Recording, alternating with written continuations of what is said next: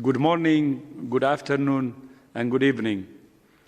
This Thursday marks 6 months since WHO declared COVID-19 a public health emergency of international concern.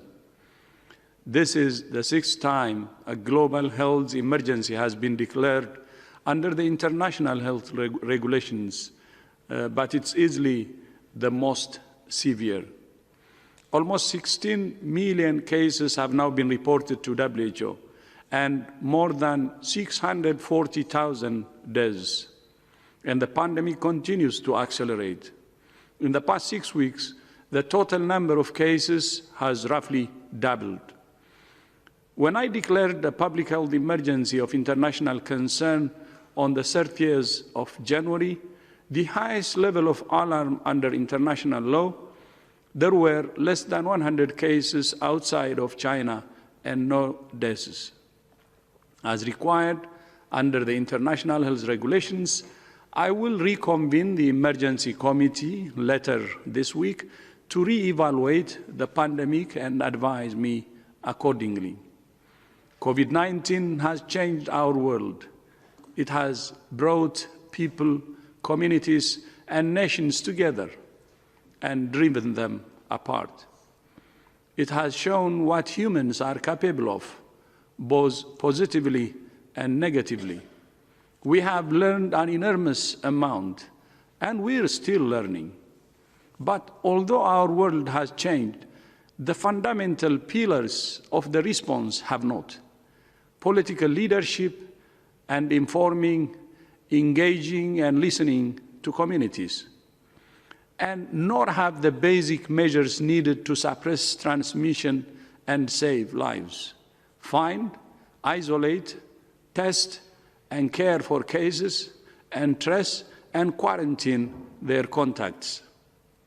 Keep your distance from others, clean your hands, avoid crowded and enclosed areas, and wear a mask where recommended. Where these measures are followed, cases go down. Where they are not, cases go up. Countries and communities that have followed this advice carefully and consistently have done well, either in preventing large-scale outbreaks like Cambodia, New Zealand, Rwanda, Thailand, Vietnam, and islands in the Pacific and Caribbean, or in bringing large outbreaks under control like Canada, China, Germany, and the Republic of Korea. These are just a few examples, but there are many more that could have been listed.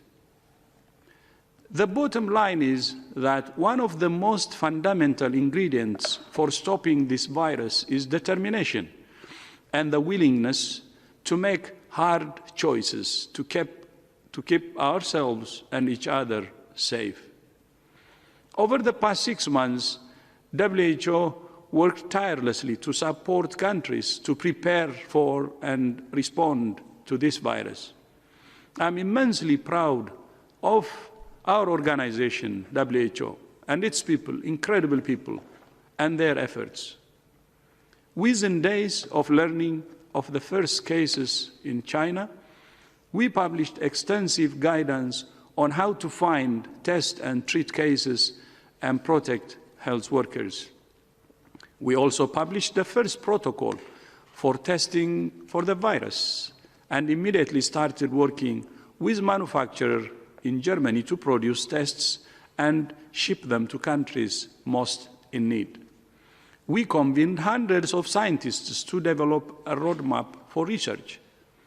We have brought together thousands of experts from all over the world in many disciplines to analyze the evolving evidence and distill it into guidance. Never before has WHO produced such a large volume of technical advice in such a short period. More than 4 million people have enrolled in our training courses through the openwho.org online learning platform. We launched the Solidarity Trial to find answers fast about which therapeutics are the most effective. We launched solidarity flights to ship millions of test kits and tons of protective gear all over the world. We launched the Solidarity Response Fund, which has so far mobilized more than $225 million from more than 563,000 individuals, companies, and philanthropies. In addition, we mobilized more than $1 billion from member states and other generous to support countries. We worked with community organizations, religious groups, the public and private sectors, tech companies, and many other groups to fight the infodemic. And we have formed the ACT Accelerator to speed up the development, production, and equitable distribution of vaccines, diagnostics, and therapeutics. We have done an incredible amount, but we still have a long, hard road ahead of us. And we know that the impacts of the pandemic are felt far beyond the suffering caused by the virus itself. Many essential health services have been disrupted, including for hepatitis. Tomorrow is World Hepatitis Day. There are 5 main strains of the hepatitis virus. The 2 most common types, B and C, cause liver damage and liver cancer. An estimated 325 million people globally live with hepatitis B or C. And each year, these viruses kill an estimated 1.3 million people. In 2016, the World Health Assembly adopted the Global Hepatitis Strategy, setting the world's first hepatitis elimination targets. The strategy calls for the elimination of viral hepatitis as a public health threat by 2030, reducing new infections by 90% and mortality by 65%. Even talking about hepatitis elimination would have once seemed a fantasy. But new drugs have transformed hepatitis C from a lifelong, deadly disease into one that in most cases can be cured in 12 weeks. Although in many countries, the medicines remain expensive and out of reach for many patients. Still, many countries are making incredible progress. Egypt has tested more than 60 million people for hepatitis C and linked those who test positive to treatment free of charge. We're also seeing some progress with hepatitis B elimination, for example, in Asia, where childhood hepatitis B immunization coverage is high, including the all-important birth dose. Today, we're celebrating more good news. New research led by WHO and the London School of Hygiene and Tropical Medicine shows that together we have achieved the global target set in 2000 to reduce the prevalence of hepatitis B infections in children under 5 years of age to less than 1% by 2020. This landmark achievement means we will dramatically reduce the number of cases, liver cancer and cirrhosis in future generations.